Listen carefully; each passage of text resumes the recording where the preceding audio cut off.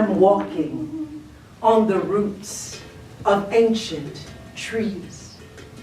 They carry roots that grow deeper than my grandmother's spirit are bursting out from the earth that covers them. I am finding an old road, and it is taking me to a new place, carrying me home to ebony cradle and indigo wind wrap me in wisdom and cover me with strength. Sometimes, because we walk above the ground, we forget the roots below. But Mother Earth is unsettling the ground. Mother Earth is unsettling this ground so that we will be able to find the way home. This is the story of Wangari Maathai.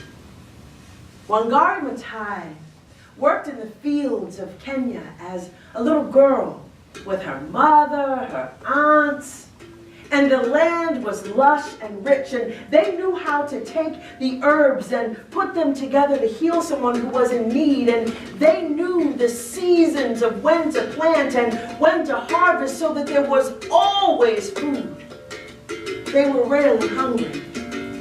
She grew up in a nurturing place. And when the time came, she traveled across the ocean to go study at the university and came back and got her PhD, and it was a long time before she returned home to that little village. And when she did, things had changed dramatically. There had been so much deforestation and so much building of tall buildings that the people were hungry, starving in fact. And she was a woman who spoke out. And when her marriage ended, there were those who talked about her, and she was trying to figure out what she was going to do next because she could see that there was so much need all around her. And so she decided to start in her own backyard. She started planting trees. And then she started to invite other women in her community, and they were planting trees. And there were those who said, you know, these women do not have the proper kind of education. Why are you doing this? And there were those who said, do you understand that these trees are not going to come to fruition in your lifetime? And she said, I know this, but my children and my grandchildren will see them. And she just kept on planting and teaching others to plant. And when she was discouraged, she said that she would remember the story of the hummingbird. Everything must change. Nothing stays the same.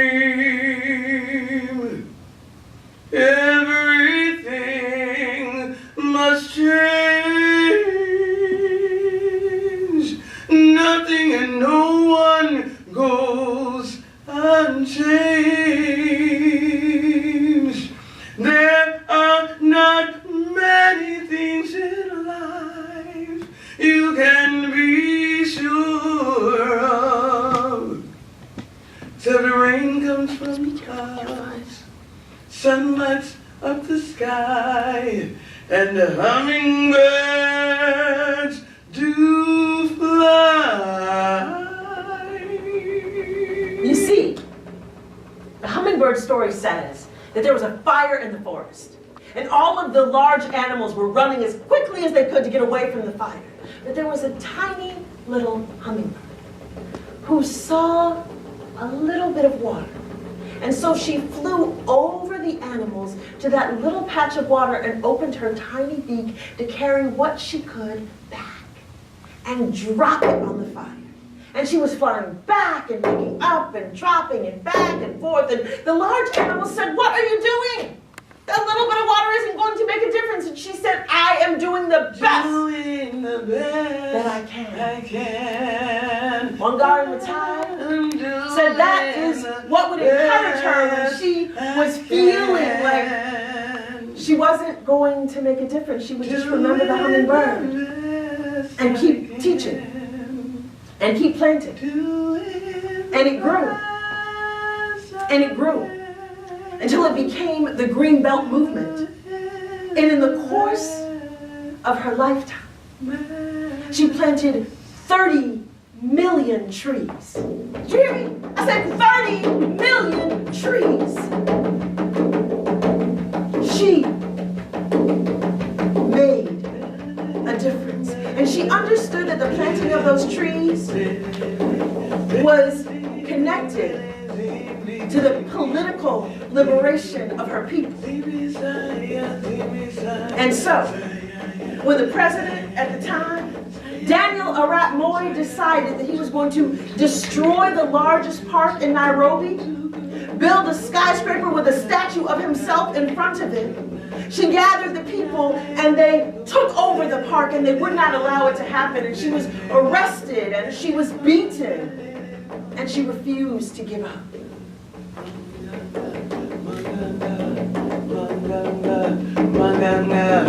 Manga, give me justice, Manga, give me peace, Manga, give me love, Manga, kumbelele, kumbelele, lele la, lele la, lele manga, manganga, manganga, manganga, manganga. They say that one of the reasons that Wangari Maathai was such a transformative leader is that she was the kind of person who would sit down with the people and have deep and meaningful conversations. And she would say to the people, so what do you think that we need to do to make change? And very often the people would say, the problem is the government. And we need to do something to get rid of these people who are in government. And she would say, you are riding the wrong bus. She would say, if we want to make a change, then the change must start in us. She says that she would simply tell the people, don't you remember that story when Jesus was walking along the side of the road and he saw that man who was sick and he said to him, do you really want to be well? Because if you really want to be well, then you must rise up and walk. That is what she taught the people. If we really want to make a change, then we together must rise up and walk. Rise up. Rise up and walk. Rise up and walk. That's your part. Rise up and walk.